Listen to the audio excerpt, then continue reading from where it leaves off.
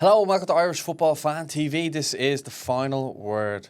You're waking up and it's 2-0 to Ireland against Portugal. We never would have dreamed that this was going to happen before yesterday. I was very, very down. Wasn't feeling any way like this result was possible. But I'm here with Shelbourne player John O'Sullivan, and he's here to join and talk about this result. So, John, you weren't at the game, but you were watching it. Without kind of going too much into detail, how are you feeling this morning? To be fair, I'm probably a bit exhausted.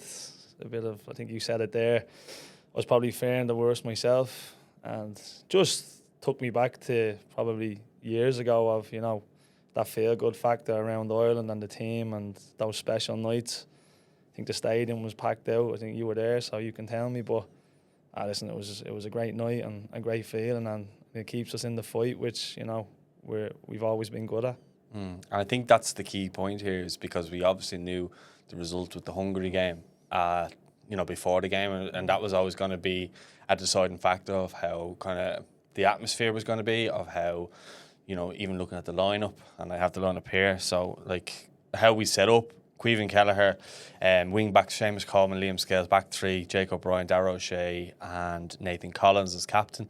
Midfield, Josh Cullen, Jack Taylor, Finn Azaz, and then Chidozie Ogbene and Troy Parrott. Probably the one surprise is that you went with Troy Parrott, because obviously you're thinking it's going to be Portugal's physicality.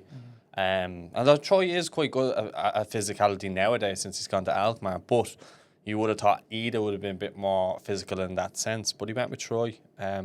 I think you said before we started that you were happy to see him go with Troy. Yeah, to be honest, I know he's been injured in a couple of the other squads and stuff, but I think his record goal scoring is just something Ireland and the team have been crying out for. And the two goals, the first one, the position he's in and to put it away, and the second goal, don't underestimate how tough of a finish that is. Most players in that position are trying to whip it across goal, and there's a few players in the world like Ronaldo on the pitch that can do that type of finish where you put it through, a defender's leg and catch the keeper off guard. And people, I think, it went through a defender's leg. He's meant to do that because he's been doing it all season for his club. And I think I said it to you before, I was proud last night because he is a Belvoir man. He's Dublin, and he hasn't really had a run in the team properly for the Ireland squad. And I know the manager's been through, a bit of stick of, some of the games and how we've played, but the tactics last night and with Troy up top with the counter attack with Ogbene was perfect. So it was, like I said, go back to it was a brilliant night and brilliant game, and to start Troy was spot on, and I'm delighted for the kid because he's a top player, and it's great for him to have that night, and hopefully he can carry it into Sunday. Yeah, I think, without going, we'll come onto the goals and stuff like that, but on the actual lineup itself, I was kind of looking, because obviously Scales at wing back, we were all worried about no Ryan Manning, we were, Kevin O'Toole, will he play? Everyone was like, and that was kind of the fear factor all week, is this lad from MLS going to come in and play? He didn't. Scales come in. Reminded me a bit of a throwback to his Rovers days. He was brilliant at left wing back, and he thought he provided us with everything that we needed on that side. He was getting up the field. But I also thought Jack Taylor coming in as well, would that hamper the team? The overall balance of the squad was perfect. Yeah, I have to say, and I've been critical of the manager. Yeah. He's got things wrong in the past. And, a part of you almost thinks, what if he had Troy in those earlier games when he was banging form at the start of the season, and then he got injured. And you're thinking, if we had him. Obviously, Evan Ferguson has done well and he's scored goals. But I think Troy is better at occupying the defenders off the ball than Evan is. Yeah, it's what I've seen from the games. It's like this Ireland team's built and set up for playing against better teams. I think you've seen it. We struggle against Armenia when they're in a low block or we're having to take the game to them. But the structure and the shape, with, like you said, Scalesy or Coleman being the more defensive, it would roll into a back four with Scalesy pushing up the pitch. And the two, sitting midfielders just, killing any counters and just being two defensive, midfielders. It's not rocket science, but when I look back over the games and I looked at actually how we played and the results of the games, take away the Armenia game and the late goal against Portugal away, and the shape of the team has actually been quite solid. We just haven't had that threat up front with Troy Parrott. And, like, you know, Ferguson's a top player, don't knock, or Adam Ida's been brilliant. It's just a different type of player. Like, back in the day when we had, like, a Robbie Keane and we could sit in and we knew that if he had a chance, he'd put away a goal. We've just been crying out for that type of player. And, you know, it's always the team. You need to have both types of strikers. And last night it was Troy's chance to score the goals, and which he did. And like I said, it's, you know, the manager's been through a lot of stick, but the shape and the setup last night was brilliant. You know, I know Portugal had more of the ball, but that's how we were set up. So, you know, it was the shape and the players were spot on. Even the subs that came on were brilliant. Can I ask you, so obviously people have slated Troy because of the league he plays in, but I've watched him the last 2 years. I was over with him and I've been at a couple of games. I've seen him against Spurs in the Europa League as well, and just the way he's been coached the last 2 years, I just think that he's got such a good football development in the Eredivisie. And people say whatever they want about the league, but I just mean in terms of him becoming that number 9 now, that evolution of him as a number 9 and the coaching, because a lot of times he's the one that leads the press, and you could see he was doing that last night for the Irish team. I've watched him do it so much for Alkmaar now. I've seen him also be the one who kind of links play. So if you look at when we had that kind of calm and presence, but he was also able to drop in, take a touch, keep us up the pitch, something we don't really have too often. Even when the ball was coming up to Evan Ferguson a lot in the campaign, it's kind of been lumped up to him. He's kind of struggled to kind of keep the ball, and it's because people are on. But Troy just seems to have that knack of kind of knowing how to use his body, to use his arms to kind of give him the protection to keep players away. But what my point is about, you look at the press, that's initially how he got the first goal. From his press, he closes down the keeper. It looks like he almost could have got a penalty. They kick it out, panicking for the corner. Corner comes across, scales it, heads it back across. He's in that number 6 position, bang, goal. And that all comes from him setting that press. And I thought he really set the tempo for the team last night. And every player, I have to say, was excellent to a man. They all put in an 8 out of 10 performance at the very least. And the first goal, I wasn't going. I was just delighted that we got the first goal, and it wasn't a case of we had to play from going down a goal. We played last night like we were down a goal from the start, which was great because we've always kind of wanted us to see, we always wanted to see that from us. Yeah, no, listen, it's that for me, watching the team's built to win from taking a lead. You know, it's not built to, and this is no slagging any players or the manager or anyone. Like, we haven't got the squad that Portugal have. We don't have like the Fernandes, the Ronaldos, the Silvas. And to be fair, we have a great group of players and a great squad. And the manager, to be honest, he's, like I keep saying it, he's been through a lot of stick. And, you know, I'm the first person to, you know, what is he doing? Why is he doing this? But the team's built to win from taking a lead. And last night was, you know, I know Troy's going to get all the credit. But I go back to Portugal away. I go back to, you know, Hungary in the second half, you know, and games, you know, there has been good signs. And there's been some really bad signs, but when you have a goal scorer, that shape does work. And last night when we took the lead, I remember I was watching it last night with my friend, one of my good mates, and I said it to him. I said that, like, this is the ideal scenario for Ireland because Portugal are going to have to come out. They've got Ogbene with bundles of pace. You know, the games I've been to watch, he's always been an absolute threat and on transition. And, you know, and like I know he gets a bit of stick for sometimes his end product and stuff, but don't underestimate what power and pace does to a team when they're leaving 2 defenders against 1 at the back. You know, he was excellent, and it's just good for the players. And I know you talked about Troy there. The biggest thing with Troy for me is just confidence. I've played with some unbelievable strikers across my career. And I know people look at different leagues, and I never do that because people do the same with the League of Ireland. You never look down at any league. If you are a goal scorer, you'll score goals at any level. And don't forget his pedigree. You know, he was at Tottenham for how long? And there was a time at Tottenham when there was fans calling for him to play in the Premier League for Tottenham, but they had arguably the best Premier League striker ahead of him in the team. So he had to go, and it's the best decision that he could ever make is to leave and go and get confidence, you know, Europa, Champions League goals, whatever he is, and, you know, proper development too. The development, don't underestimate. And he's gone there, and all I see in Troy is he's always had the ability, he's always had that knack of scoring goals. All I see different now is just confidence. He's like, give me the ball. this team needs a main man, I'm going to do it.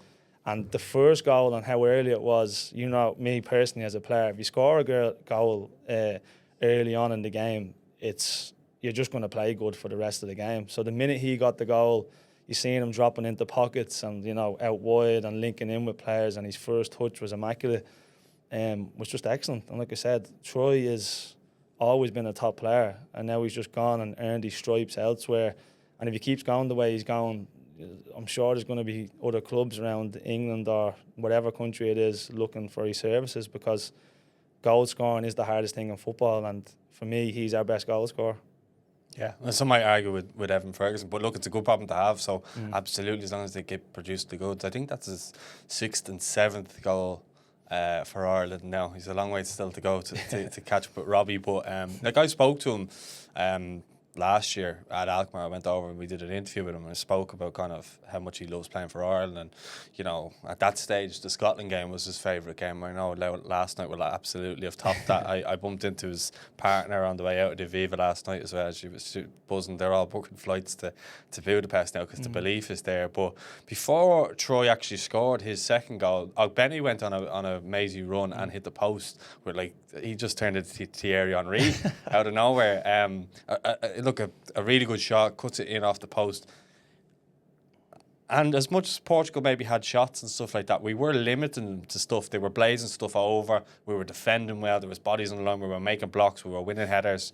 Everyone was defending to a man. There was one stage where we had everyone in our own half and we were just defending. But that's what you got to do. And you'll know from playing football as well. There's times where you got to just dig in and, you know, get over the storm, let the storm will pass, and then it's about taking your moments.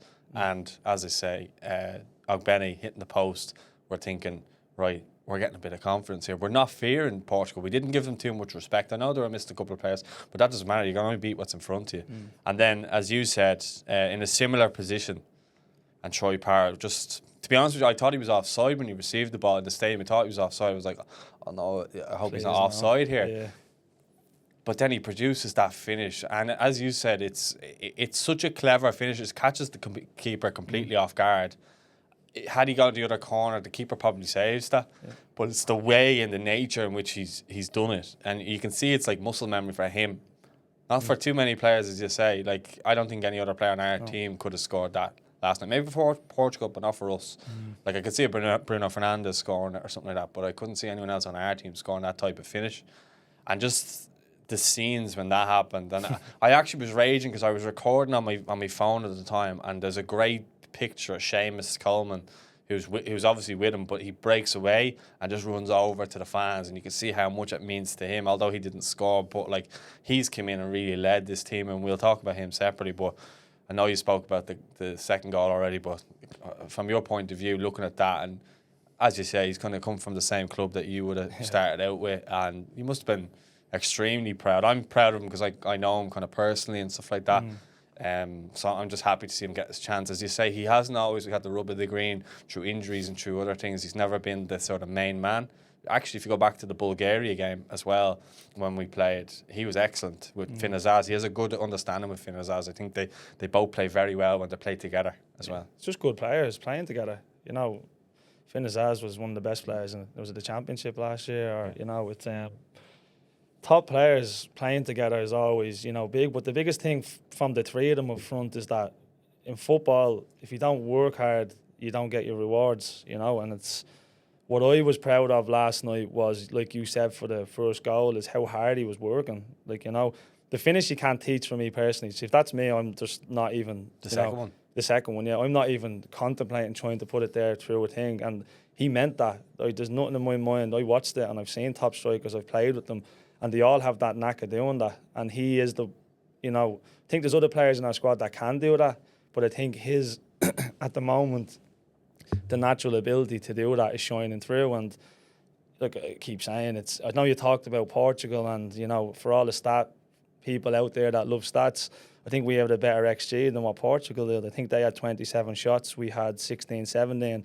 I think their XG was 1.9 and ours was 2.1. So if people want to start throwing stats and, you know, 25% possession and 70% possession, if you look at the actual real numbers of big chances and things that Ireland were credit to their performance. And even before Ronaldo, I know we'll move on to it, eventually got sent off, they were excellent. And like I said, we're built to lead, to win when we're leading. And thank God last night we took the lead, and it was down to firstly Troy Parrott's work rate, and then he's finishing, and everyone else behind him. And I know you talked about the fans and Coleman celebrating with them, but that's what Ireland's built on. You know, when I was a kid growing up and going to the matches and watching the games in school on the TV, when, you know, we were at World Cups, was the fans get you over the line. Like, you know, that when you score that first goal and you were there, I wasn't, and just everything raises. You get that extra bit of energy, and, you know, I say 90% of the fans there last night were probably fearing the worst, and then after the first goal they kind of rode in together and went, no, we can do this. Like, you know, we've kind of missed that belief a little bit the last while, and I'm just thankful there's still a bit more belief going into Sunday. Yeah, well, this is it. I think with the fans themselves, like, once the first goal went in, like, that's what we've been crying out for as fans, is something to get behind. Like, you can't underestimate, at the start of the campaign against Hungary, we conceded within the first couple of minutes. Yeah. And all the buzz, there was the atmosphere that night before the game kicked off was electric, the roar, everything. Then they scored, killed the buzz. And it's like, you can't expect the fans to keep trying to, they can't give, the players have to give to match the energy, you know, you have to kind of, but last night was a special win. But half-time, 2-0, what were you going in, how were you feeling going in at half-time at 2-0 up? Obviously, he just scored just before half-time. It was the perfect time to score as well.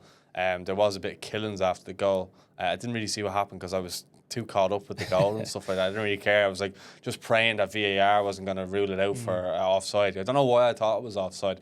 Maybe it wasn't at all, but I didn't watch the replay. I just remember watching it in real time. I was like, this is unbelievable, what a goal. But then, yeah, 2-0 half-time.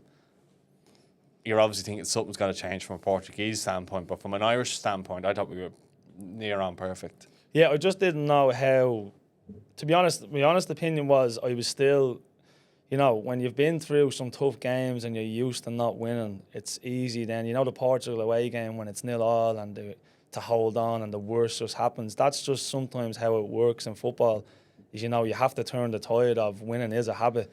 And I was kind of worried that he'd come out and make it too defensive then second half and we wouldn't have a threat going forward. But it was actually the opposite. You know, we stuck to the game plan. You know, we still broke up the pitch and caused Portugal problems, because if they would have came out and just sat in the whole time, it would have been torture. And like you said, I think then with the red card, it kind of gave everyone that bit of, you know, relief. But at half-time, I was still thinking, please don't think it's over. Because you've seen before with Ronaldo and Bernardo Silva, and, you know, they've been in all these situations that please come out and play in the second half and don't think it's over. And they didn't, you know. And the subs that came on, I thought were excellent. And it was, you know, great result. Yeah, no, but they obviously, they had started with like João Felix and Bernardo Silva up top. I just had my phone here because I know some of the subs. They made 2 subs at half time. I think Leao came on and Vega. They both came on. So you're thinking they're going to try and come at us here with legs. And yeah, well, look, I suppose nothing really changed from the first and second half. Like, we always have that worry of we tend to concede 10 minutes within the first 10 minutes of the second half. We tend to concede. We didn't. And then that moment where Ronaldo happens, where he lashes out at Darragh O'Shea. Clever from Darragh O'Shea. I think that's really underestimate the dark arts there. And the 3 centre-halves have a bit of that in them. I think Jake O'Brien, Nathan Collins and Darragh O'Shea have that in them. I've watched Darragh O'Shea at Everton last year, the last game at Goodison that I went to. And I saw him for Ipswich. They got a 2-2 draw after coming back from 2-0 down.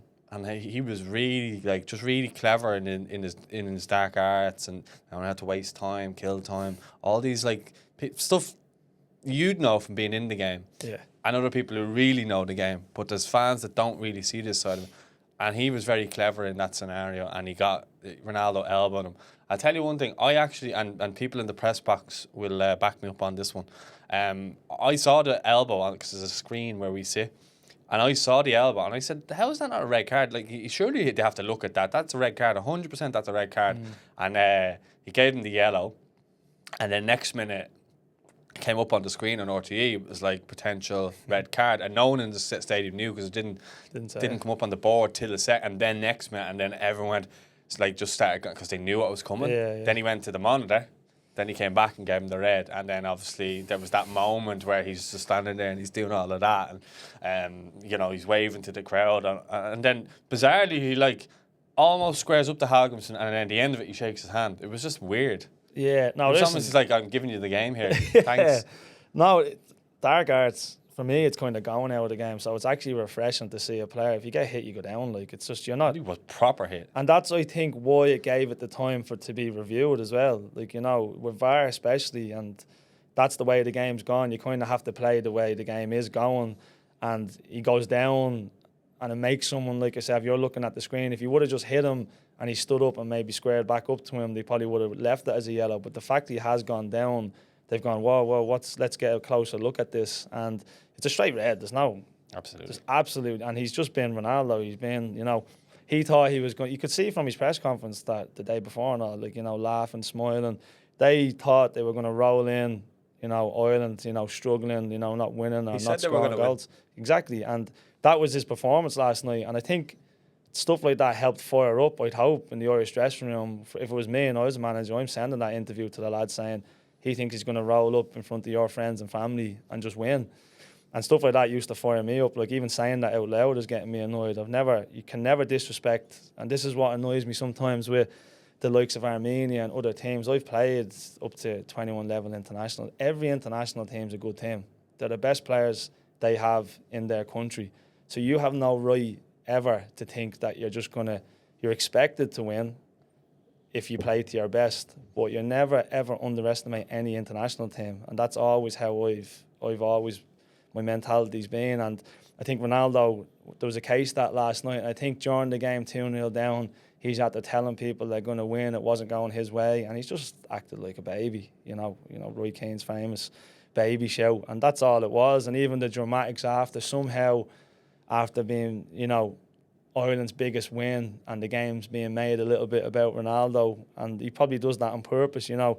I think a lot of the, you know, people talking about the game, even us now, it's been taken away a little bit from Ireland's performance because Ronaldo's there doing the crying and squaring up to the manager and all that stuff. But listen, he's a serial winner. Don't take it away from him. But, you know, it was Ireland's night last night, not the Ronaldo show. Yeah, and I think that's where we're kind of where we're at with it, like, in terms of the performance was so good that I felt as soon as Ronaldo was off, we were going to win the game. I didn't see any way back from him because the way they were playing, like, they just looked lost for ideas. They weren't providing anything. You were just thinking, okay, these might get a goal because of Ronaldo is a freak and he's like pops up with goals out of nowhere. We've obviously seen that before. Don't forget, there's a little bit of history as well with Ronaldo and Darragh O'Shea. Do you remember when the Bazuna missed the penalty and O'Shea, he done something to the penalty spot and Ronaldo struck him and he should have been sent off for straightening him then. So it goes back as far as then as well. People probably forget that. I only know that because I made a little edit slagging Ronaldo before the game. So I just remember that he probably should have been sent off. I think he slapped him across the face in that game over in Portugal. I think it was Ferro. But anyway, at that stage then we started to like bring on like Adam Ida, Troy went off, Liam Scales had gone off. I hope he's not injured. So a few players had kind of gone off, and Festi and that came on. But I don't really remember too much. The only thing I really remember after Ronaldo, because I was so caught up in the moment and I was like delirious, to be honest. I was like, since I've started this channel in 2017 and I haven't seen too many big nights. The Scotland game that we won, other than that, taking the lead against Denmark back in 2018, where Shane Duffy scored and we lose 5-1. That was probably the biggest that it kind of got before that. But then probably the Wales game as well, where McLean scores that goal. Yeah. But like again, I wasn't over at that. But at that stage, I think it's Gonzalo Ramos he's on, and he's the one who takes the shot. And Keller makes a fantastic save. And we didn't even spoken about him, how good he was as well, in terms of just a calm head in a kind of pressurised environment. How key it's having him as well, playing for Brentford consistently. And I think we're seeing the benefits of that with him and Collins as well, in terms of they know each other inside out now. Yeah, not to be the the keeper now has just become a given that he's going to be one of the best. That's kind of what happens now. When he first took over the number 1 spot, it was great. Now it's just, well, he's in goal now. That's a worry gone. You know, if your keeper's not, you know, one of your best players, you're going to be in a tough spot. And he probably is, if not, Ireland's best player. And he's just kind of now breath of fresh air where someone's taking a shot and you're kind of like, it's fine. He'll, you know, there's going to be a chance of him saving it. And he's been excellent. And I think the two Irish boys with, you know, Keith Andrews over there and the link up they have between them.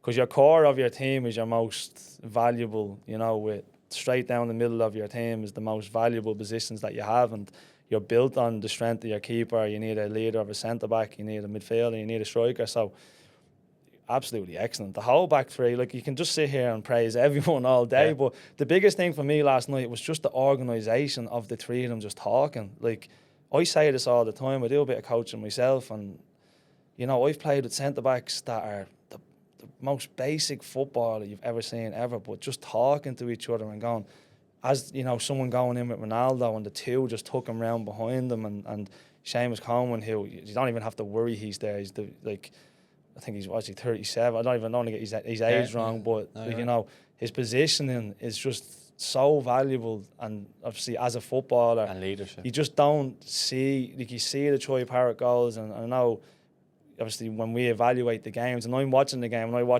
try and watch it as a player, as a coach now when I'm trying to learn things, and I'm watching it going, Troy and Ogbene had the freedom to do that because of the structure of the keeper. Coleman, Scalesy was bombing forward, and then the forward would just stick him back with the two midfielders, and it was just a joy to watch. And you know they'd defend and they'd celebrate together, and I know people might look at that and go, it's a bit cringy. I love all that. It gets me off my seat. You know, watching it last night, I was actually jumping up, shouting and celebrating, and it's been, maybe I went to the Scotland game was the last time I felt that way, and before that probably was the Germany game. How long ago? So you know.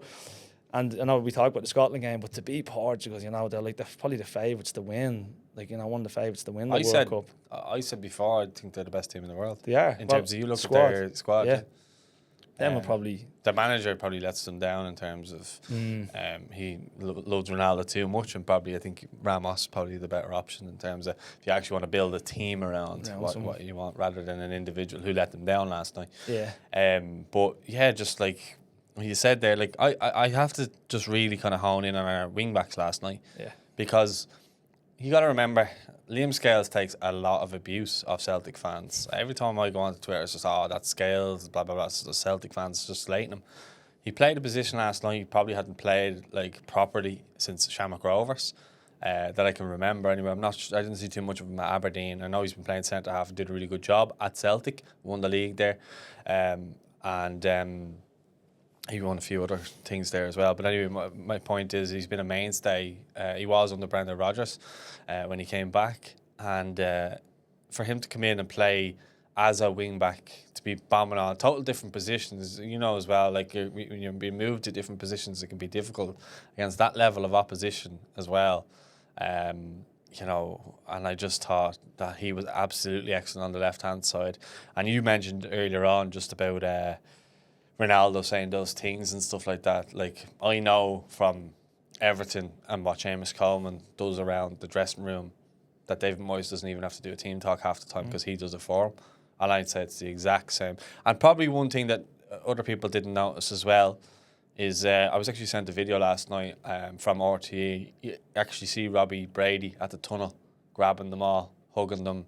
And it was a lovely moment of him and Coleman at the end. Like, it's almost as Coleman's like the last one in, and they're just embracing, walking in together, just celebrating. And as you said there, what a lovely feeling it is to see that, because these are two legends that have given a lot for us over the years. You know what I mean? Big moments. Seamus maybe not so much from a goal standpoint, but if you don't know what Seamus Coleman offers this team, you're deluded. Come back in, hasn't played any minutes since the last international window for Everton, and it looks like he's been saving himself for these Irish games. Genuinely, and like his club team is his be all and end all, but he has an understanding with Moyes that he's not going to play as much. Jake's been used as the right back, and now he's put James Garner there ahead of him as well and stuff like that. So it's worked to Ireland's benefit and for Seamus. And it looks as though if he can play again now on Sunday, if he can come back in, he's shown he can play at the level if needed for Everton as well. So it's beneficial for everybody. And now we go into Sunday in this unbelievable position where we could actually win the game and probably get that second place if we win the game. I'm no means saying that we're going to win the game, but we've given ourselves a chance, and that's all we can really ask for, considering where we were before the game yesterday. Yeah, and like you started with Scales, listen, if you're a player, if you go on Twitter looking for praise, then you're not going to find it. So I doubt he really probably, cares much about that. And what I've seen of Scales, I've been to, I've watched Celtic as much as I can whenever they're playing. I think he's played centre back a lot for them, and to get moved left back to wing back he's a top player. Like it's not good. It's like Celtic fans are getting the stick now because they're not top of the league by 20 points, and if they start rolling again and winning games, he'd be the best centre back, in the world. So it's up and down in football. I think everyone knows. But what I've seen personally of him, he's top pro. He works hard and he's got a bit of quality. And he was asked to do a job last night for the team. Probably, to change his game a bit for the role that he was playing. And that's, as a manager, a dream. And he done it perfectly. He was absolutely excellent. He must have covered probably as much of the grass that he possibly could. And I don't even need to speak about Seamus Coleman. If we need to speak about him on here, then just, the fans don't understand what he is.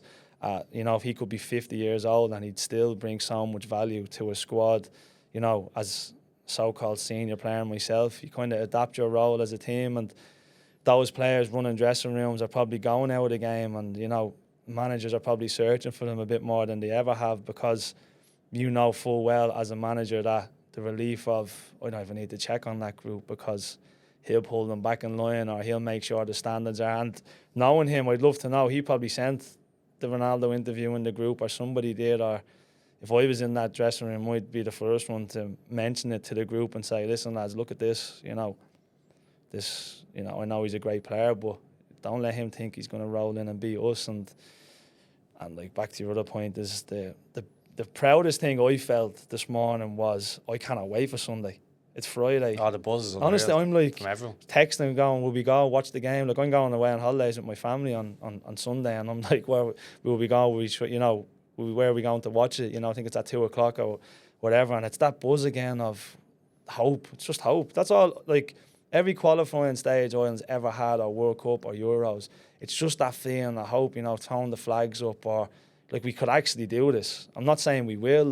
Hungary are probably, when the group came out, it's going to be a tough task. But beating Portugal at home, to go to Hungary to win, to know that you have a chance to make, a World Cup, is just what's keeping, the next 3 days are going to be so exciting. And I'm sat here with you, and I was texting you last night to come on here because I have that feeling as well. It's I'm asking you where you got your jumper from, because I'd love to wear one on Sunday. But it's just exciting, and I'm proud of the lads, and I'm proud to be Irish, and it's great to beat Portugal.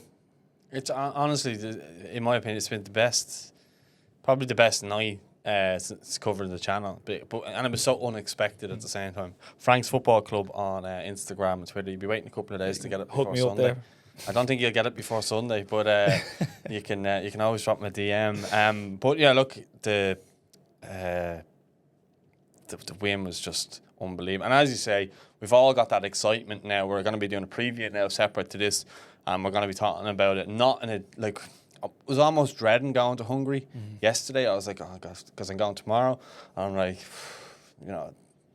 do I even want to go? Are we going for anything to play for? Whatever, But now it's like, there's a chance to actually be there to see us potentially reach a playoff, and then we've something to play for in March. We're still, 3 or 4 games away from, if we even get to the World Cup. Do you know what I mean? But we've, as I say, we've just given ourselves a chance, or a glimmer of hope, as you say, because the last World Cup playoff was Iran, and we beat them 2-1. It was a bit of a dodgy one. We would have been young then, I don't think producer Peter was born at the time, but I mean, if we could get a good draw or whatever. Anyway, I don't want to go that far ahead, but look, we've given ourselves a glimmer of hope, and if we can go there and if we can get a win, if we can get at the Hungarians, which I believe we can, but again, we'll be speaking about that separately. But that's been it for the final word. Huge thanks to John for coming in and having a chat. I did think he was going to bail last minute, but in fairness, he's come in. I'm out of my word. As I say I'm coming, I'm coming. Yeah. So anyway, yeah, let us know what you thought in the comments. Don't forget to like, don't forget to subscribe, and make sure you check out our other content ahead of the game against Hungary. And yeah, I'm sure you're all buzzing this morning. I barely slept, but anyway, I'll speak to you soon. Thanks for watching.